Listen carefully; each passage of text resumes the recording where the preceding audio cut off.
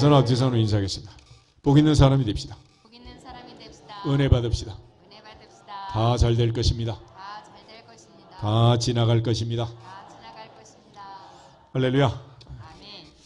아멘. 오늘 고린도전서 1장 말씀을 읽었습니다.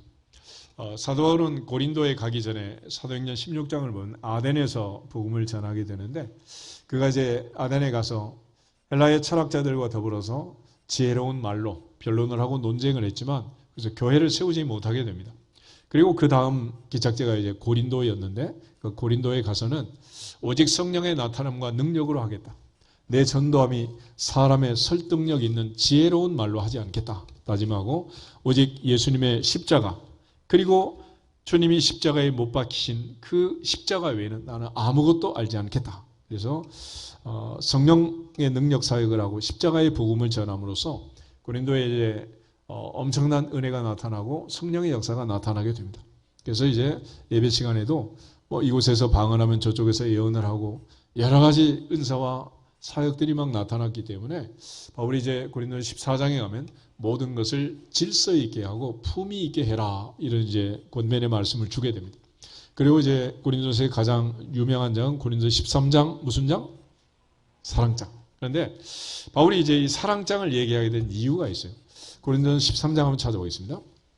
13장을 보시면 13장을 도입하는 마지막 부분에 이런 말이 있어요. 31절에 너희가 더욱 큰 은사를 사모하라. 내가 또한 가장 좋은 길을 너희에게 보이겠다. 그래서 은사 중에 가장 큰 은사, 가장 좋은 은사는 사랑이라고 말합니다.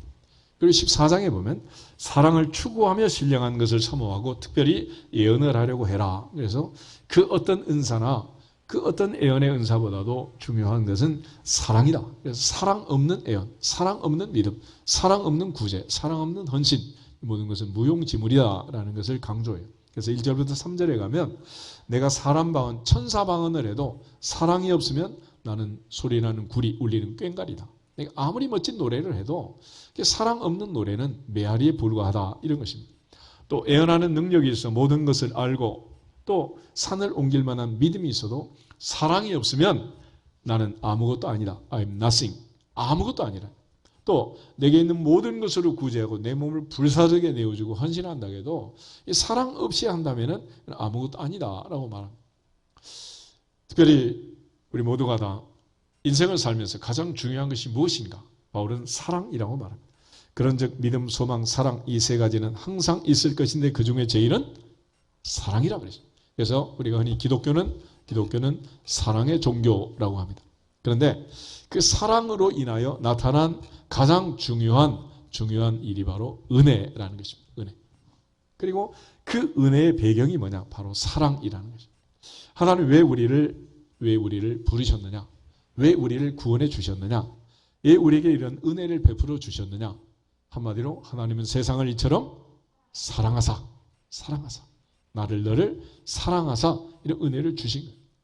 에베소서 8절 9절에 가면 너희가 그 은혜에 의하여 믿음으로 말미암아 구원을 얻었나니 이것이 너희에게서 난 것이 아니요 하나님의 선물이다. 행위에서 난 것이 아니니 이는 누구든지 자랑하지 못하게 하려 함이다. 그랬습니다. 그래서 흔히 불교는 행위의 종교라면 기독교는 은혜의 종교라고 합니다. 그런데 하나님께서 그 은혜를 베푸시는, 우리에게 은혜를 주시는 가장 중요한 동기는 바로 사랑이라는 사랑.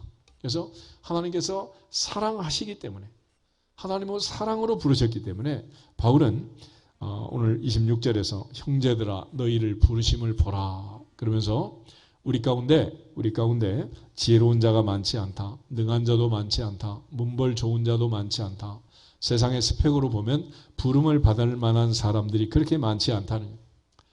오히려 세상에 미련한 자들을 택하사 지혜 있는 자를 부끄럽게 하시고, 세상에 약한 것들을 택하사 강한 것들을 부끄럽게 하시고, 세상에 천한 것, 멸시받는 것, 없는 것들을 택하사 있는 것들을 폐하려 하시는 그 하나님의 부르심의 역설적 선택, 이것들을 강조해 주고 있습니다.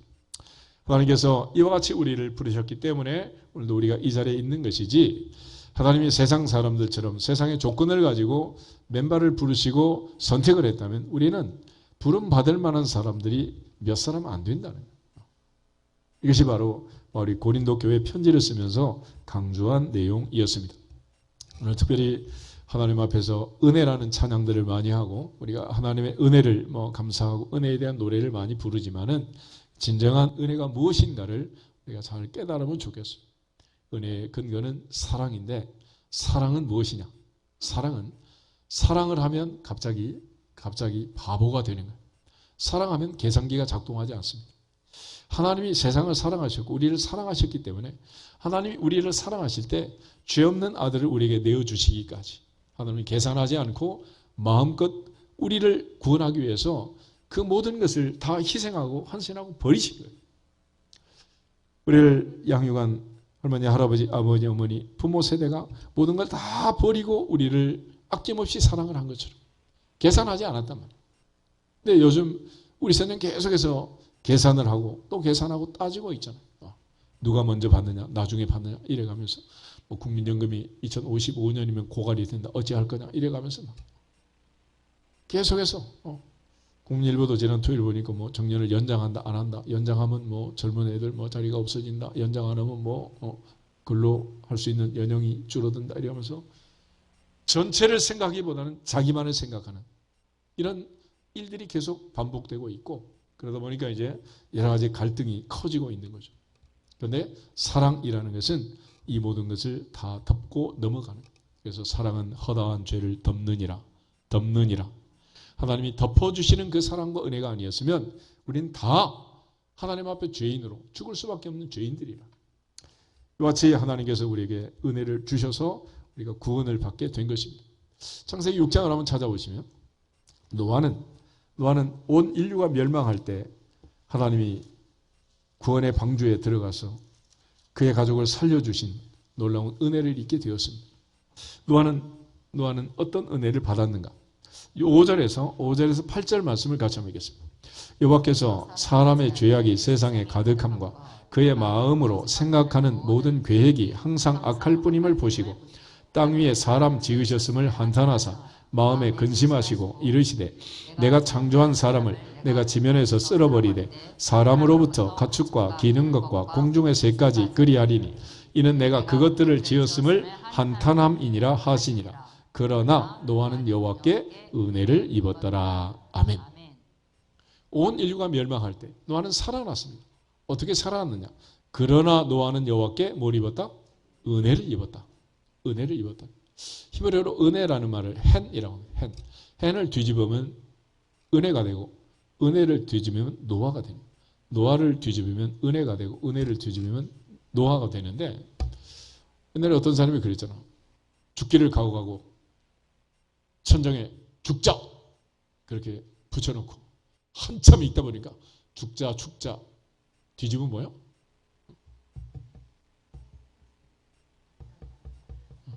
자살이라고 써놓고 딱 보다 보니까 살자 이렇게 보이더라고요. 노아를 뒤집으면 은혜가 되고 은혜를 뒤집으면 노아가 되고 히브리어 글자로 그렇게 되어 있어요. 그래서 노아는 그러나의 은혜를 받은 그러나 할렐루야. 온 인류가 멸망해도 온 세상이 망한다고 해도 온 세상이 어렵고 힘들다고 해도 우리가 하나님 앞에서 노아처럼 은혜를 받으면 살아날 줄로 믿습니다. 그것이 바로 그러나의 은혜라는 그러나의 은혜. 옆 사람 인사하겠습니다. 그러나의 은혜를 받읍시다. 그러나의 은혜를 받읍시다. 그런데 왜 노아는 그러면 이런 그러나의 은혜를 받았느냐? 우리가 9절을 보면 이렇게 되어 있어요. 이것이 노아의 족본이라. 노아는 의인이요 당대의 완전한 자라. 그는 하나님과 동행하였으며 세 아들을 낳았으니 셈과 함과 야벳이라. 노아 시대에도 먹고 마시고 사고 팔고 짓고 헐고 시집가고 장가가고 일을 안 한 게 아니에요. 노아도 마찬가지로 일을 했지만은 그러나 노아는 여호와께 은혜를 입었고 노아는 은혜를 입음으로써 의인이고 당대의 완전한 자가 되었다. 8절과 9절의 순서를 잘 기억하시면 좋겠어요. 그래서 이 의인이요 당대의 완전한 자였기 때문에 은혜를 입은 게 아니고 은혜를 입음으로써 그는 의인이 되고 당대의 완전한 자가 되었다. 마찬가지로 오늘 우리가 이 자리에 있게 된 것은 우리가 의인이어서 우리가 잘난 게 있어서 세상적으로 스펙이 좋아서 그런 게 아니라 하나님의 은혜로 하나님 우리를 사랑하심으로 이 자리에 있게 된 것을 믿습니다. 그런 측면에서 이제 사도 바울은 사울이 바울 되었다 그러잖아요. 근데 바울이었을 때와 사울이었을 때 비포 애프터가 전혀 다른 사람이었어요.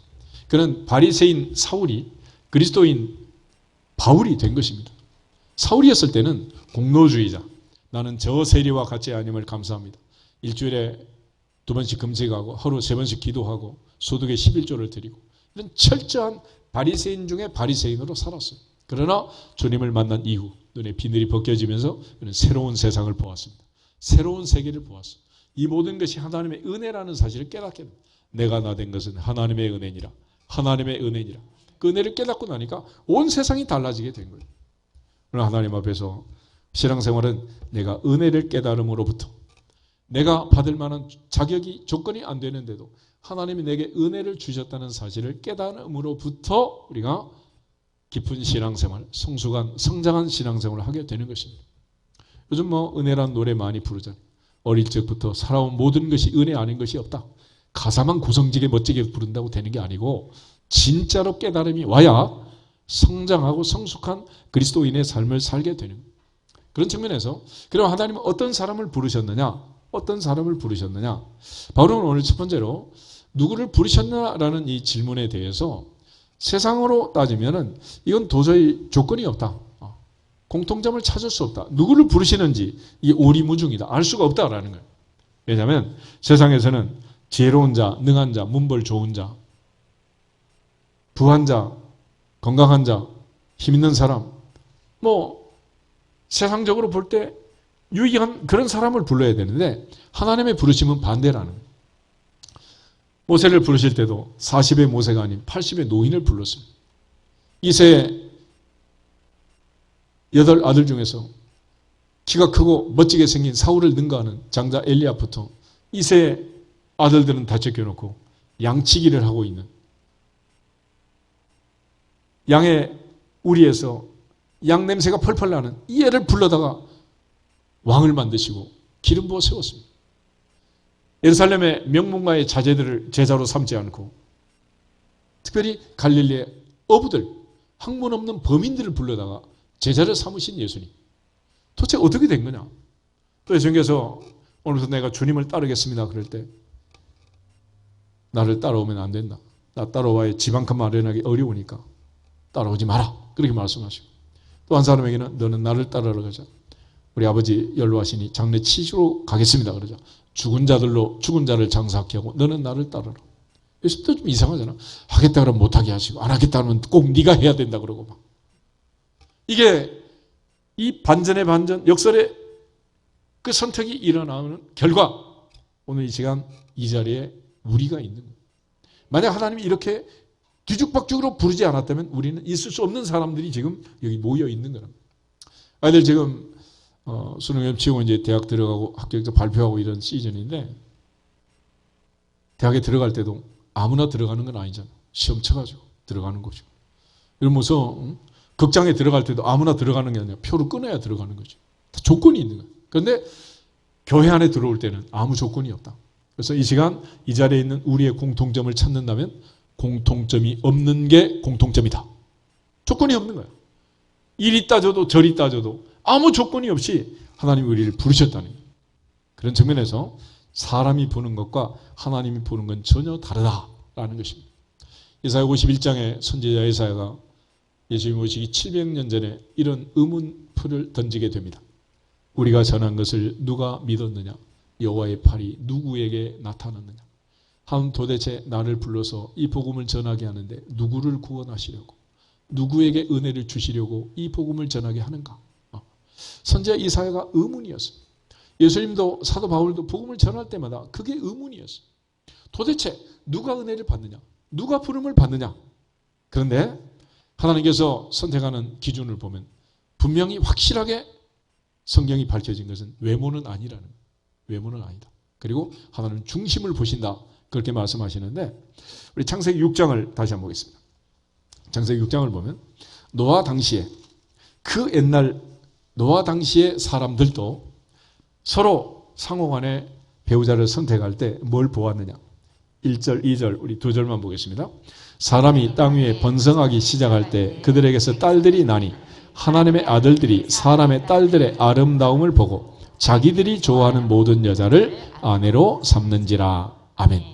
그래서 중요한 포인트가 사람은 선택할 때 뭘 보고 선택한다? 외모를 보고 선택. 외모의 아름다움을 보고 선택한다는 거죠. 그래서 오늘날도 외모가 경쟁력이다 그래가지고 얼마나 많은 비용이 이 외모에 들어가는지 모릅니다. 기업도 상품을 만들게 되면 중요한 내부의 엔진부터 시작해서 그야말로 가장 중요한 동력이 있잖아요. 근데 이것도 중요하지만은 포장을 어떻게 하느냐. 그래서 디자인. 이 디자인 학과들이 얼마나 요즘 유행을 하고. 옛날에 뭐 자동차도 전부 엣지 있게 각을 있지만 요즘은 전부 다 유선형으로 부들부들 공기 저항이 없도록 속도를 내도록 전부 그렇게 하잖아요. 우리가 시장에서 물건 사가고 검정 비닐봉지에 담는 거하고 백화점에서 물건 사가지고 쇼핑백에 들어가면 무슨 차이가 있어요? 내부의 물건이 달라진 게 아니잖아요. 그런데도 사람은 이 껍데기를 보고 기분이 좋은 거야. 그러다 보니까 자꾸 여기에 투자하는 비용이 너무 많은 거죠. 사람의 건강도 마찬가지잖아요.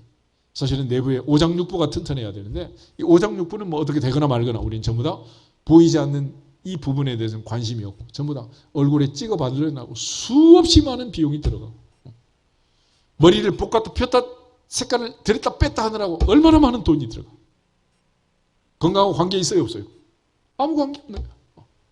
그런데 우리는 거기다 목숨 걸고 막. 그래서 4,000년, 5,000년, 노아시대, 6,000년 전 사람들까지도 이 껍데기에 집중했어요. 그러니까 인간은 끊임없이 여기에 몰입하고 있지만 하나님은 중심을 보신다. 사무엘상 16장에 보면 다윗을 선택할 때 모든 기사장 같은 형들을 지키고 이 동생 막내를 선택했습니다. 하나님께서 엘리압을 보고 첫눈에 반한 사무엘에게 그 용모와 신장을 보지 마라. 내가 이미 그를 버렸다. 사람이 보는 것은 외모를 보지만 나 여호와는 중심을 보느니라. 마음을 본다 그랬습니다. 사도행전 13장에 바울이 안디옥교회 선교를 할 때 그런 설교를 하잖아요. 내가 이세 아들 다윗을 만나니 내 마음에 맞는 사람이라. 내 뜻을 다 이루게 하리라. 하나님은 이 마음을 보신 마음. 그러므로 우리가 사도 바울이 그리스도 안에 있으면 새로운 피조물이라. 옛사람을 버리고 새사람을 입어라. 어둠의 일을 벗고 빛의 값을 입어라. 그럴 때 그 변화되는 새로움이 무엇이냐. 로마서 12장에 있는 말씀처럼 너희 몸을 산 제물로 드리라. 너희는 이 세대를 본받지 말고 변화를 받아 마음을 새롭게 함으로 변화를 받아 하나님의 선하시고 기뻐하시고 온전하신 뜻이 무엇인지 분별하도록 하라. 겉사람은 후패하나 속사람은 날로 새롭도다. 할렐루야. 너희는 마음과 영을 새롭게 할지어다. 그러므로 우리 예배 한 시간 드리고 나면 뭐 외모가 달라지는 거 아무것도 없어요. 키가 커지거나 뭐 살이 찌거나 빠지거나 이런 일이 일어나는 게 아니라 마음과 영을 새롭게 할지어다. 우리가 새 사람이 된다는 것은 마음, 생각이 새로워지는 거예요. 하나님은 사람을 새롭게 할 때 결국 이 마음과 생각을 중요하게 여기시고 모든 지각에 뛰어난 하나님의 평강이 너희 마음과 생각을 지키시리라. 마음과 생각을 지키시리라. 다윗도 역시 내 입의 말이 마음의 묵상이 주님께 연락되기를 원합니다 그랬잖아요. 그래서 마음과 영이 새로워지면 마음이 생각이 새로워지면 나오는 말이 달라지고 말이 달라지면 행동이 달라지고 행동이 달라지면 습관이 달라지고 습관이 바뀌면 인생이 바뀌느니라. 하나님 그런 방법으로 새 사람을 만드시는 거예요. 그러므로 어떤 사람이든지 하나님의 말씀에 임팩을 받아서 그의 마음과 생각이 달라지면 그때부터 인생이 바뀐다. 모세는 80의 인생이 바뀌었고 사도 바울은 3일 금식 후에 인생이 바뀌었습니다. 베드로는 갈릴리 바다에서 주님을 만나고 따라다녔지만 오순절에 성령의 충만을 받고 그는 드디어 사도로서 하나님이 주신 사명을 감당하게 됩니다. 오늘 하나님 앞에서 외모도 중요하지만 중심을 보신다라는 사실을 알고 하나님께서 우리의 예배를 받으실 때 한 사람 한 사람 외모도 중요하지만은 그러나 마음 중심이 더 중요하다라는 것을 기억하면서 마음을 다해서 찬송하고 목숨을 다해서 기도하고 특별히 뜻을 다해서 말씀을 듣고 힘을 다해 봉헌함으로 나의 힘이 되신 여호와 내가 주님을 사랑합니다. 다윗처럼 하나님을 사랑하고 하나님이 사랑하시는 하나님의 사랑받는 하나님께서 찾으시는 예배자들이 되기를 주 이름으로 축복합니다.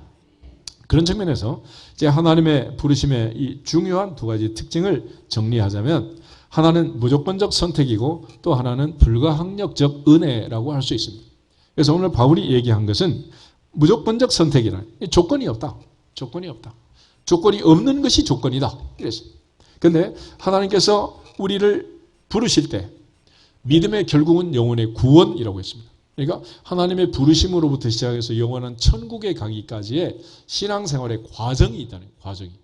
그러니까 한순간에 우리가 물건을 사는 것처럼 척 사는 게 아니고 엄마 모태에서 아이가 태어나서 성장해서 세상을 떠나기까지 이 세상을 살아가는 것처럼 영적으로도 우리가 성령의 능력으로 성령의 은혜로 하나님의 은혜로 사랑으로 하나님의 자녀가 되어서 마지막 이 세상을 떠나 천국 가기까지의 긴 여정이 있는데 그 첫 번째 단계가 뭐냐? 부르심, 소명의 단계는 소명.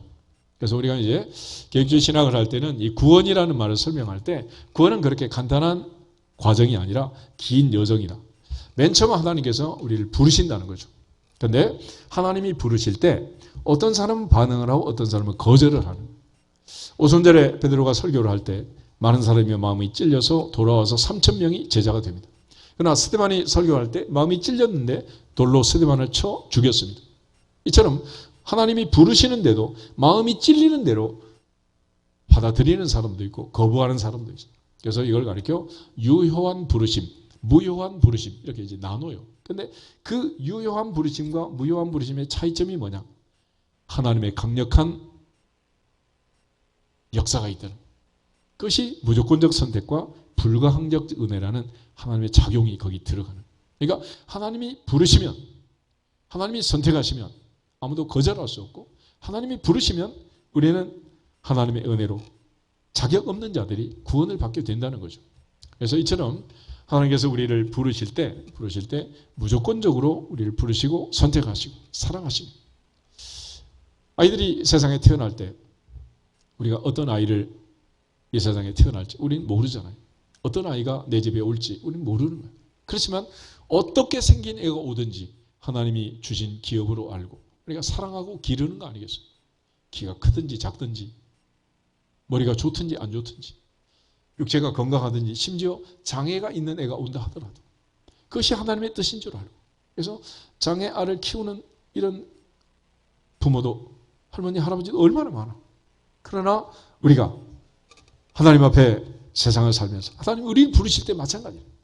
건강하든 병이 있든 몸이 아프든 아프지 않든 심지어 내 몸에 장애가 있다 하더라도 하나님은 나를 통하여 구원 계획을 갖고 나를 통한 계획을 갖고 나를 이 세상에 보내신 거예요. 예수님께서 요한복음 9장에 날 때부터 소경된 자를 만났습니다.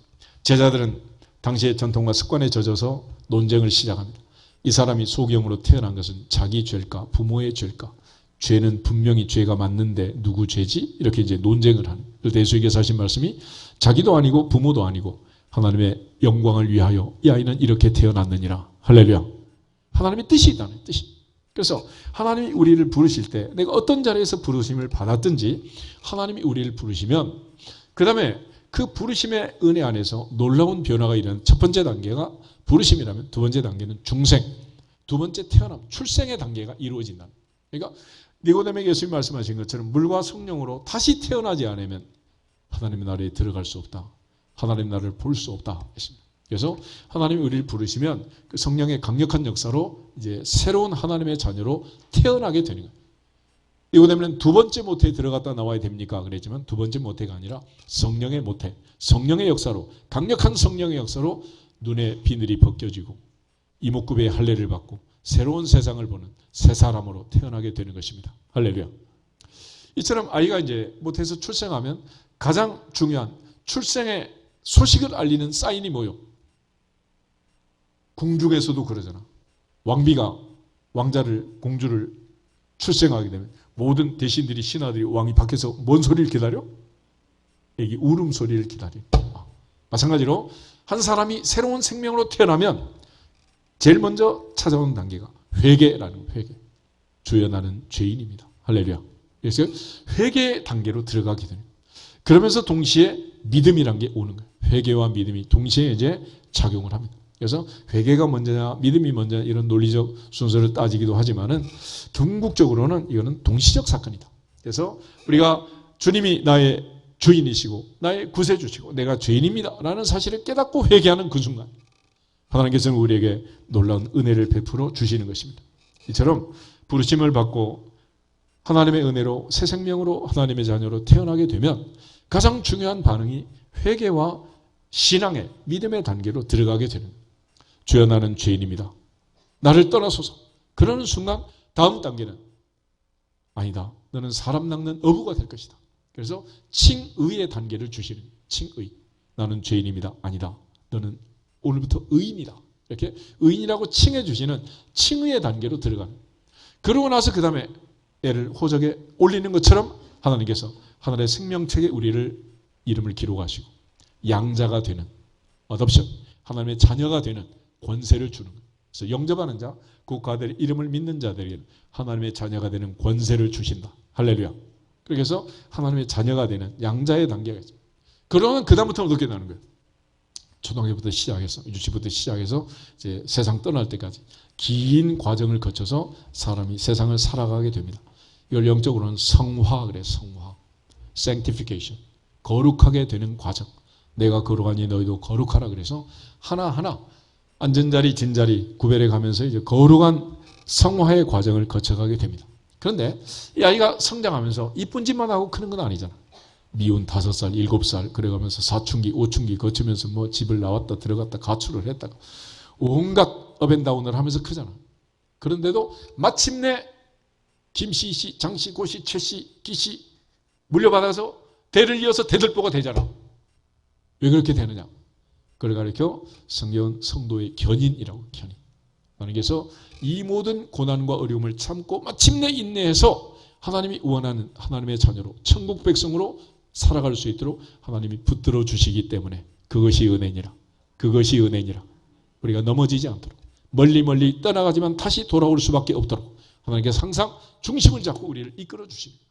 그 성도의 견인의 은혜로 우리는 오늘도 이 자리에 있는 것이고 아무리 멀리 가고 싶어도 못 가는 것이고 눈 뜨고 보면 그 자리고 항상 하나님의 은혜의 자리에 있을 수밖에 없는 것입니다.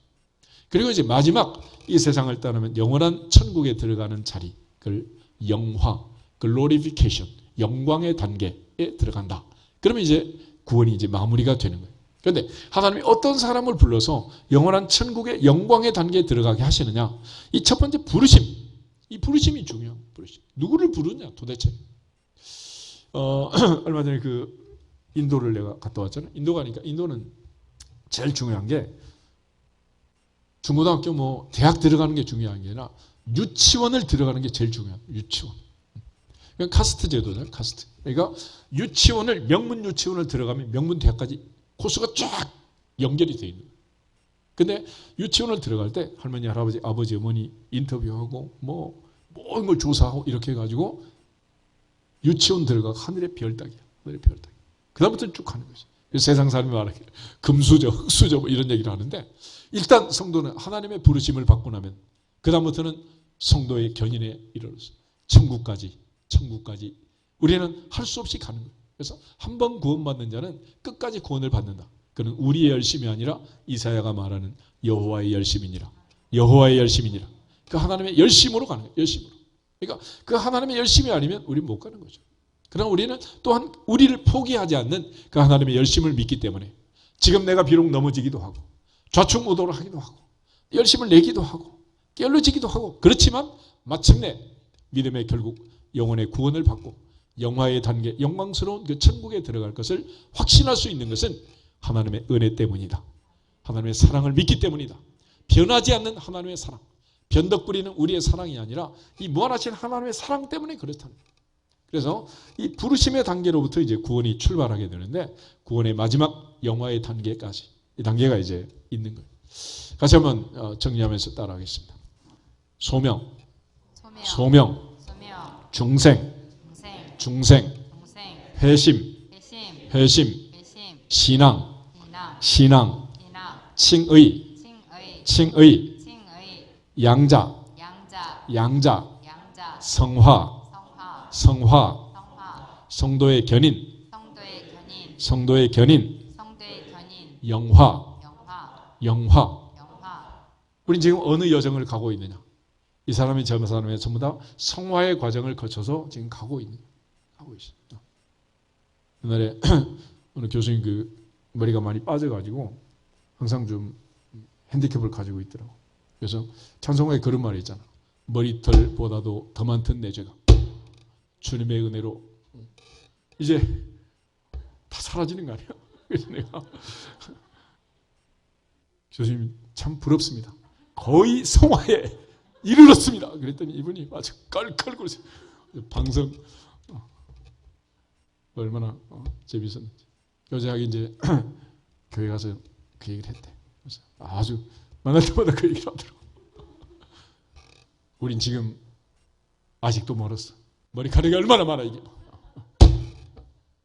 하나님 앞에서 성화의 과정을 거쳐서 긴 여정을 가고 있는 거예요. 마지막 영광의 단계에 이를 줄로 믿습니다. 그때가 올 때까지 우리 모두가 다 하나님의 은혜로 붙잡힌 바 되어서 달려가게 될 줄로 믿습니다. 이렇게 우리를 부르시는, 이끌어 가시는 하나님의 부르심은 무조건적 선택과 불가항력적 은혜로 이루어지게 된다는 거예요. 그런 차원에서 하나님이 우리를 부르실 때 바울은 역설적으로 우리를 부르신다.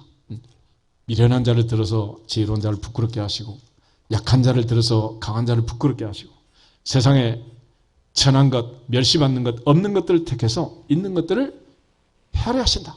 이런 하나님의 선택에 대해서 강조하면서 또 하나 이제 불가항력적, 하나님의 주권적 선택을 강조하는데, 우리 대표적으로 이제 로마서 9장을 한번 찾아보겠습니다. 로마서 9장을 보시면 사도 바울이 하나님의 주권적 선택에 대해서 강조할 때 예로 든 것이 바로 야곱과 에서였어요. 하나님께서는 이삭과 이스마엘 중에서는 이삭을 선택하는 것이 합당하다. 우리가 이제 동의할 수 있죠. 왜냐하면 이스마엘의 엄마는 애굽 여종 하갈이고 이삭의 엄마는 사라 할머니잖아. 그러니까 당연히 뭐 이삭은 그렇게 되는 게 맞는데 문제는 에서와 야곱이에요. 에서와 야곱은 엄마 아빠가 이삭과 리브가고 할머니 할아버지가 아브라함과 사라야. 다른 집 애도 아니고 특별히 누가 장자요? 에서가 장자란 말이에요. 그런데 하나님께서 리브가의 복중에 있을 때 장자 승계를 폐하시는 거예요. 하나님이 그렇게 큰 자가 작은 자를 섬긴다. 나는 에서를 사랑하고 야곱을 미워했다. 그렇게 말했다는 거예요. 이게 도대체 무슨 일이냐? 이럴 수가 있느냐라는 거지. 그래서 그 로마서 9장을 한번 보시면은 9절 말씀부터 13절을 한번 읽어보겠습니다. 약속의 말씀은 이것이니 명년 이때에 내가 이르리니 사라에게 아들이 있으리라 하심이라. 그뿐 아니라 또한 리브가가 우리 조상 이삭 한 사람으로 말미암아 임신하였는데 그 자식들이 아직 나지도 아니하고 무슨 선이나 악을 행하지 아니한 때에 택하심을 따라 되는 하나님의 뜻이 행위로 말미암지 않고 오직 부르신 이로 말미암아 서게 하려 하사 리브가에게 이르시되 큰 자가 어린 자를 섬기리라 하셨나니 기록된 바 내가 야곱은 사랑하고 에서는 미워하였다 하심과 같으니라. 아멘. 애들이 태어나서 뭐 유치원을 다닌 것도 아니고 무슨 뭐 ABCD 영어로 공부한 것도 아니고 달리기를 한 것도 아니고 아직 세상에 태어나지도 않았는데 하나님 미리 다 결정을 해버렸다는 거예요. 아니 무슨 그런 결정이 다 있냐고. 말이 안 되잖아요. 만약에 대한민국에서 이런 결정을 했다면 하나님은 지금 재판장에 가면 어떻게 돼? 중죄인이 되는 거예요. 말이 안 되잖아요. 그런데 바울은 뭐라고 얘기하느냐. 14절부터 18절에 바로 왕의 얘기를 들면서 이거는 불의한 일이 아니다라고 얘기해요. 14절부터 한번 보겠습니다. 그런즉 우리가 무슨 말을 하리요? 하나님께 불의가 있느냐? 그럴 수 없느니라. 모세에게 이르되 내가 긍휼히 여길 자를 긍휼히 여기고 불쌍히 여길 자를 불쌍히 여기리라 하셨으니 그런즉 원하는 자로 말미암음도 아니요 다른 박질하는 자로 말미암음도 아니요 오직 긍휼히 여기시는 하나님으로 말미암음이니라.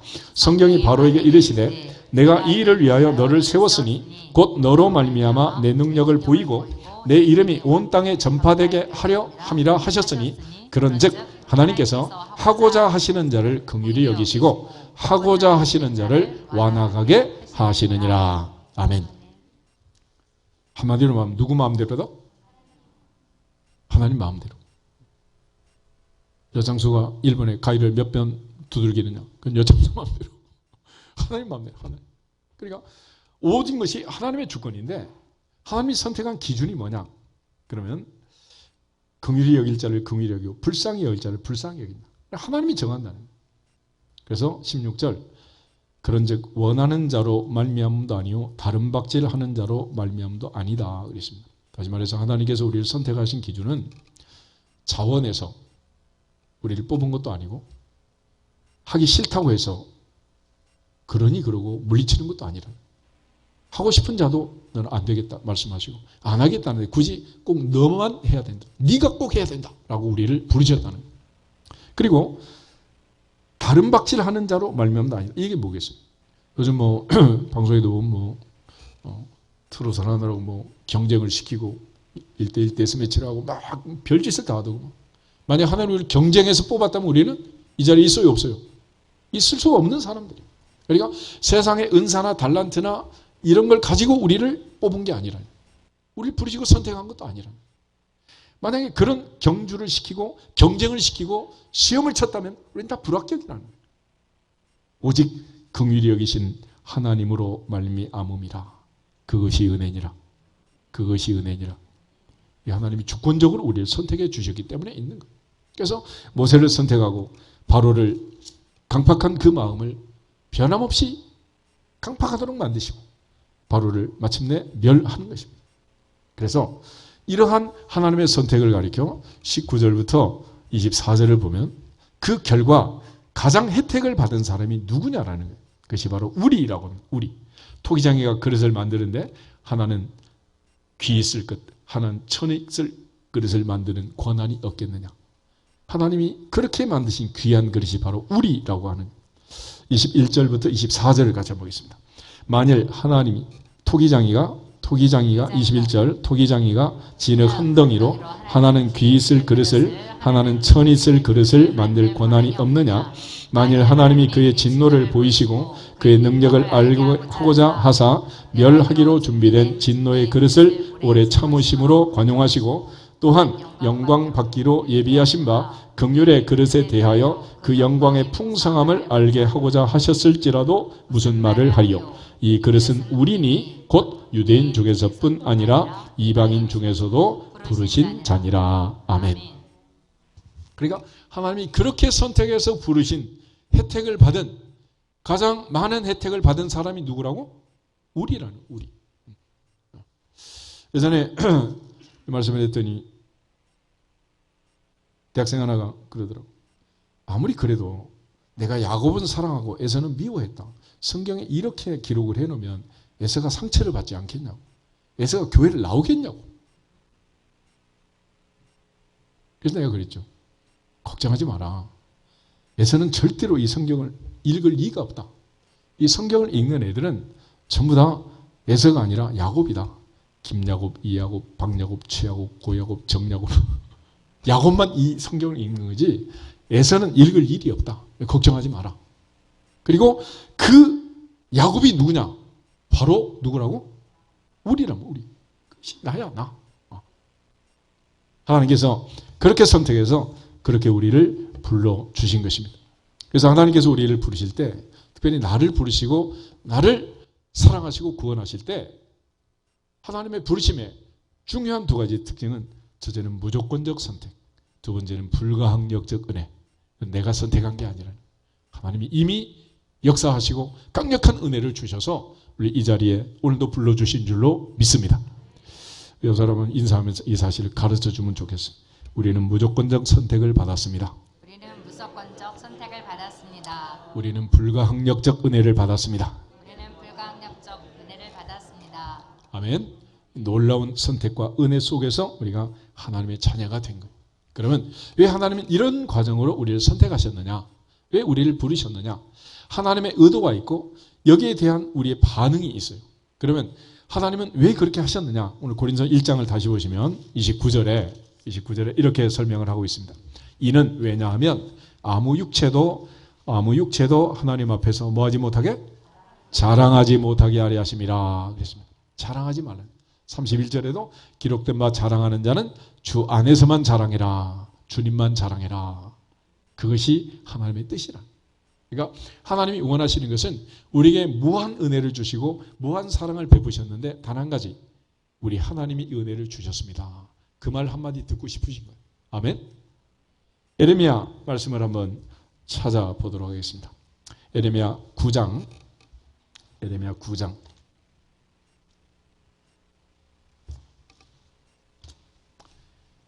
하나님께서 선지자 예레미야를 통해서 하신 말씀도 똑같은 얘기. 23절, 24절 우리 두 절을 같이 한번 보겠습니다. 예레미야 9장 23절. 여호와께서 이와 같이 말씀하시되 지혜로운 자는 그의 지혜를 자랑하지 말라. 용사는 그의 용맹을 자랑하지 말라. 부자는 그의 부함을 자랑하지 말라. 자랑하는 자는 이것으로 자랑할지니 곧 명철하여 나를 아는 것과 나 여호와는 사랑과 정의와 공의를 땅에 행하는 자인 줄 깨닫는 것이라. 나는 이 일을 기뻐하노라. 여호와의 말씀이니라. 아멘. 지혜로운 자는 자기 지혜를 자랑하지 말고 내게 지혜를 주신 하나님을 자랑할지어다. 용맹한 자는 자기의 용맹을 자랑하지 말고 자기를 용맹스럽게 만드신 하나님만 자랑할지어다. 부자는 자기의 부함을 자랑하지 말고 재물 얻을 힘과 능력을 주신 하나님을 자랑할지어다. 아들이 있는 자는 아들 자랑하지 말고 아들 주신 하나님을 자랑할지어다. 이쁜 딸이 있는 자는 딸 자랑하지 말고 딸을 주신 하나님을 자랑할지어다. 하나님을 자랑, 하나님. 그러니까 하나님께 영광을 돌리라. 이게 이제 하나님의 의도라는 거예요. 그러면 우리의 반응은 당연히 마땅히 하나님을 자랑해야 됩니다. 그걸 가리켜 소위 말하는 간증이라고 하는 간증. 그래서 히스기야 대왕을 보면은 그가 병들어 죽게 됐을 때 벽을 향해 하나님께 간절히 기도합니다. 하나님께서 그의 간구를 들으시고 생명을 15년 연장해 주셨습니다. 이 소식이 당시 세계 전역에 퍼지게 됩니다. 바벨론에서 사신들이 왔어요. 도대체 어떻게 된 일이냐.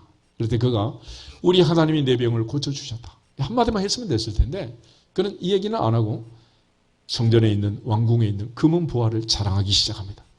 그리고 나서 선지자 이사야를 통해서 하나님이 책망하십니다. 네가 보여준 그 금은 보화 나중에 바벨론의 느부갓네살이 하나도 남김없이 다 가져갈 것이다. 그래서 그는 당대에는 재난을 당하지 않았지만 그의 후손들이 마지막에 시드기야 왕 때 나라가 망하게 되는데 느부갓네살이 11개월 동안 예루살렘 성을 포위하고 더 이상 보급로가 끊어지고 먹을 것이 없자 왕부터 탈출하기 시작합니다. 도망가던 것을 붙잡아가지고 그가 보는 앞에서 왕자를 죽이고 그의 두 눈을 뽑고 착고에 손발을 묶어가지고 마지막 왕 시드기야를 바벨론 포로로 잡아갔습니다. 금그릇 은그릇 다 빼앗아 갔어요.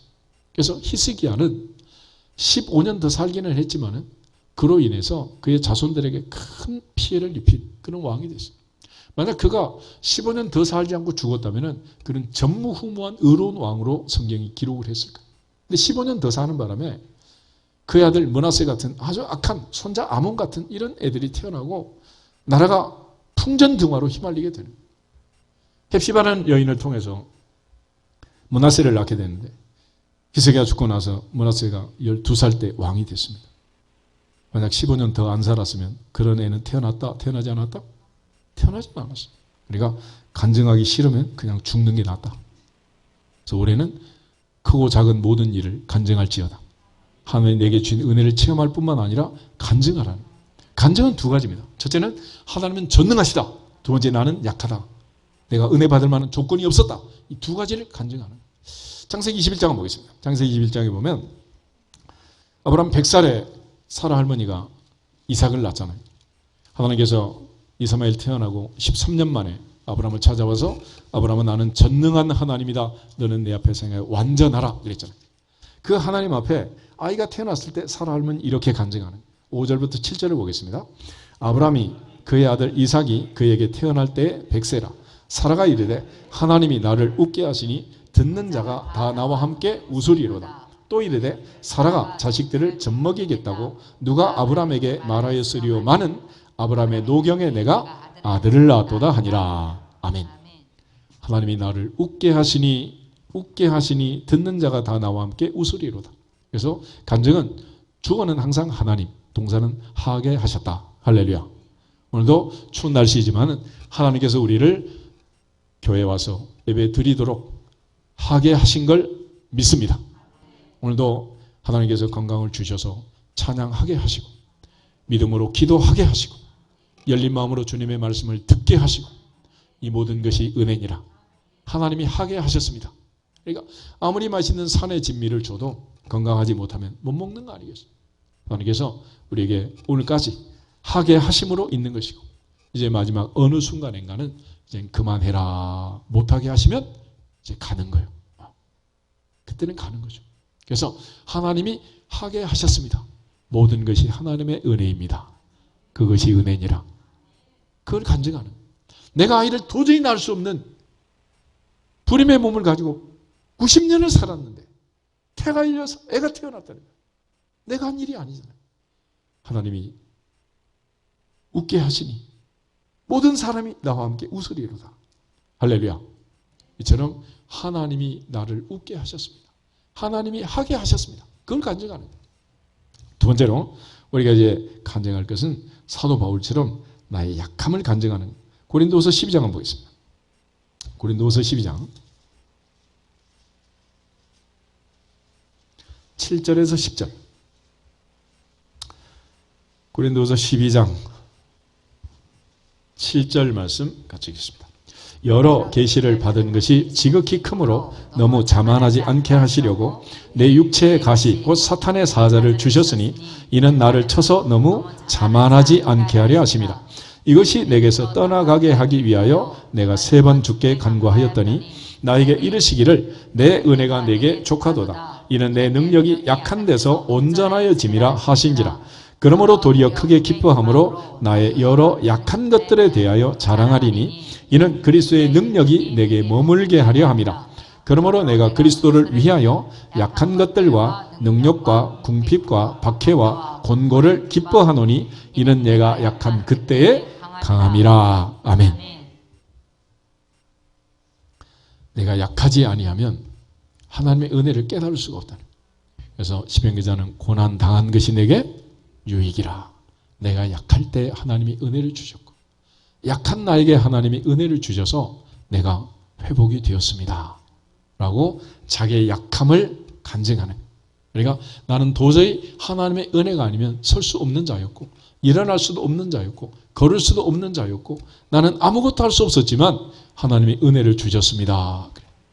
그런데 바울은 내 몸에 가시 사탄의 사자가 들어왔을 때 빨리 여기서 벗어나고 싶은 거예요. 그래서 내가 3번씩이나 하나님께 기도했다.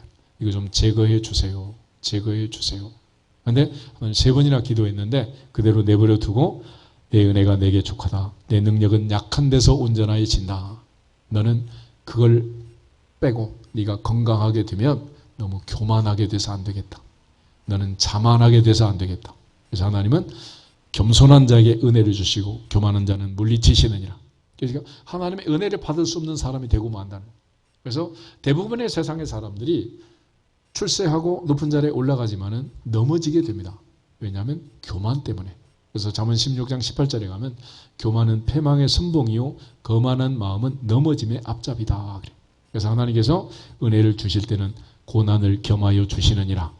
교만하지 않을 수 있는 안전장치를 함께 주시느니라.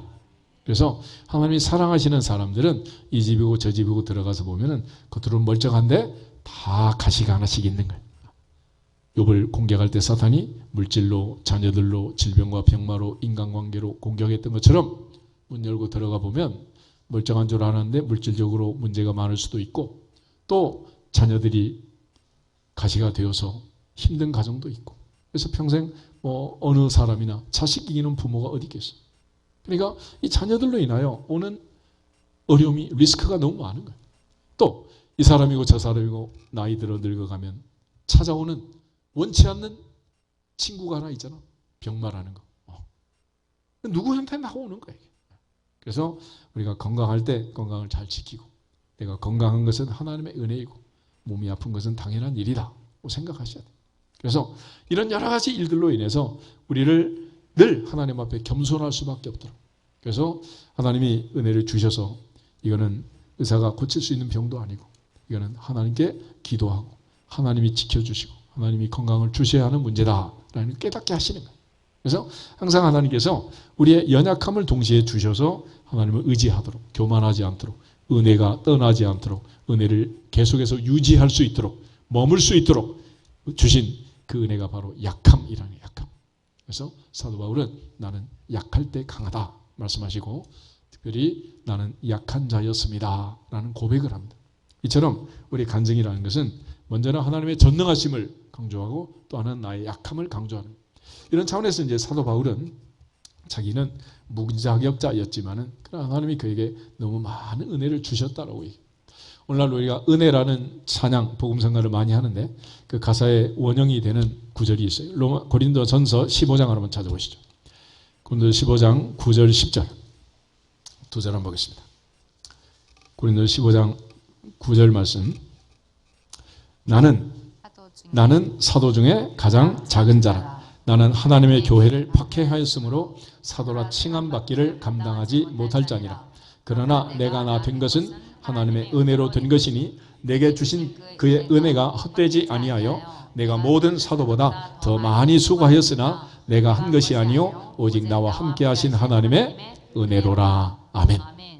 바울은 자격이 없는, 사도라 칭함받을 수 없는 자기를 부르신 그 하나님의 은혜를 강조하면서 내가 나 된 것은 하나님의 은혜다. 할렐루야.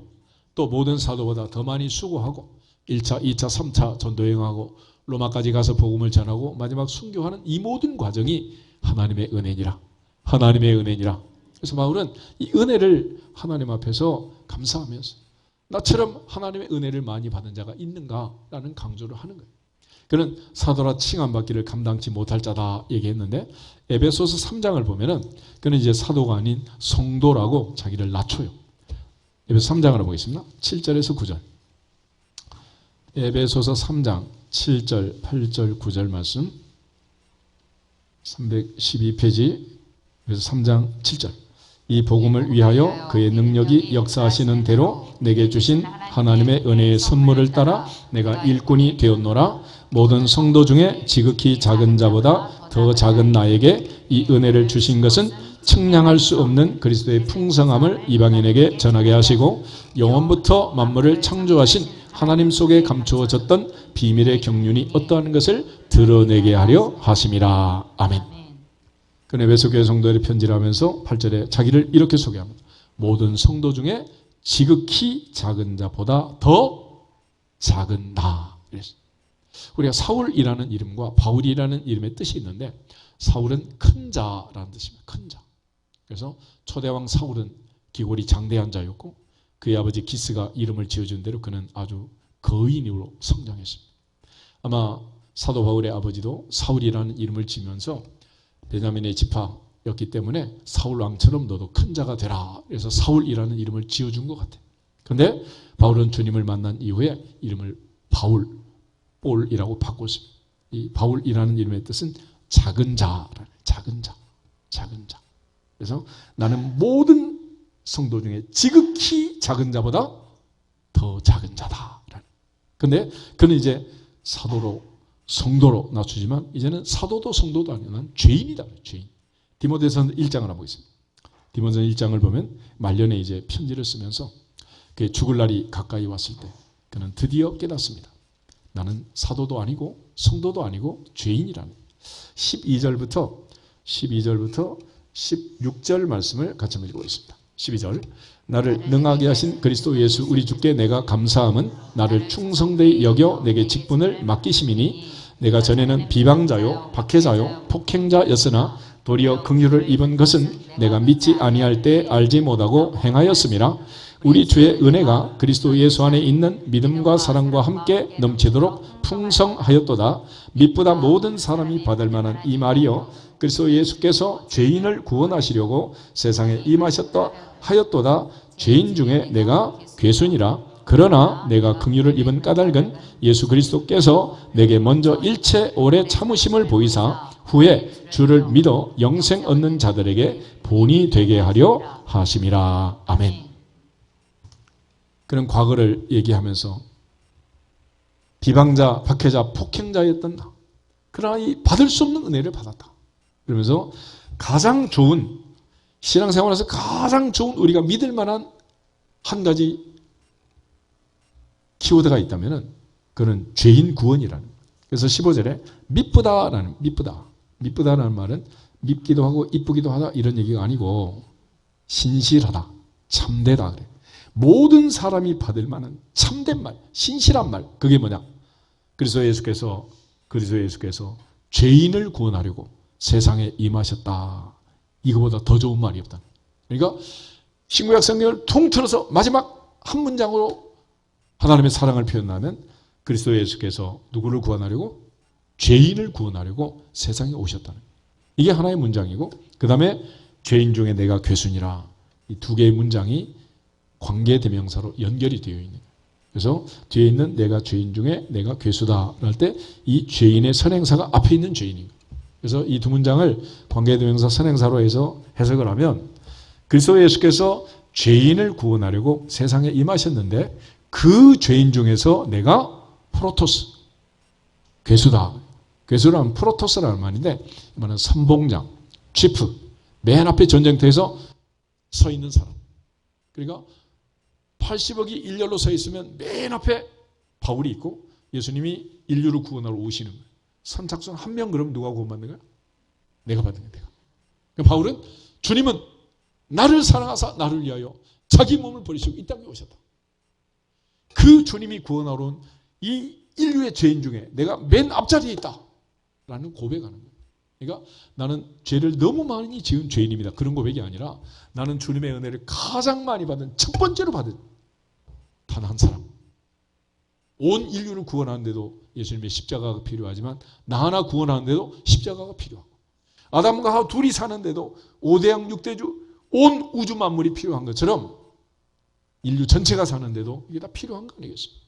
그래서 주님이 이 땅에 오신 것은 나 때문이었다. 나를 사랑하심이었다. 라는 깨달음. 그것이 은혜니라. 그것이 은혜니라. 그래서 바울은 이런 고백 속에서 마지막으로 그가 강조하는 것은 오직 주님의 십자가 그 사랑밖에 없었어요. 고린도전서 2장 2절 한번 찾아보겠습니다. 고린도전서 2장 2절.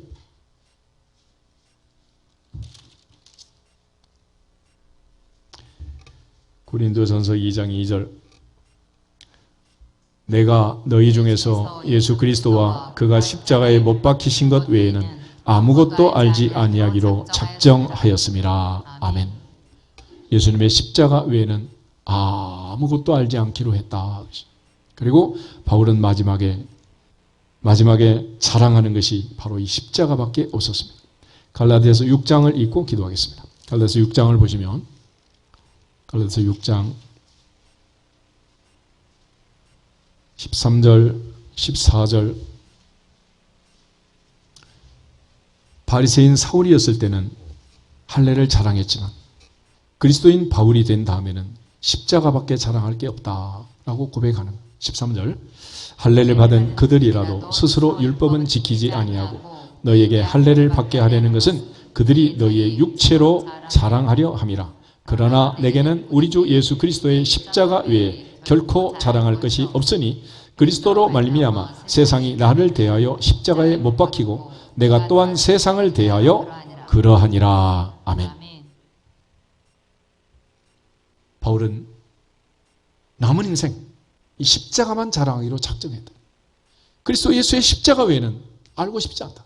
그래서 빌립보서 3장에 보면 내 주 예수 그리스도를 아는 지식이 가장 고상함을 인하여 바리새인으로 살았던 평생의 모든 것들을 일순간에 배설물로 여기고 다 버렸다. 오직 주님의 십자가, 주님의 그 사랑만을 강조했습니다. 나를 사랑하사 나를 위하여 자기 자신을 버리신 주님, 그 주님의 은혜, 불가항력적인 은혜, 무조건적 선택으로 나를 부르시고 나를 선택하신 마침내 믿음의 결국은 영혼의 구원이라신 말씀처럼 의의 멸류관을 예비하시고 천국에서 나를 기다리시는 그 주님의 부르심을 받았던 그 바울은 오늘 우리에게 바로 우리가 그 그릇이고 바로 우리가 그 혜택을 받았고 주님은 그 조건으로 그 은혜로 그 사랑으로 우리를 부르셨다라고 얘기합니다. 오늘 한 해 특별히 이 하나님의 부르심의 은혜를 생각하면서 나를 부르신 하나님의 뜻에 합당하게 하나님이 우리를 사랑하심처럼 우리도 하나님을 사랑하고 하나님의 부르심을 따라서 하나님께 영광을 돌릴 수 있기를 주님의 이름으로 축복합니다. 다 같이 주 예수 그리스도의 이름으로 승리할지어다 선포하고 기도하겠습니다. 주 예수 그리스도의 이름으로 승리할지어다, 승리할지어다, 승리할지어다.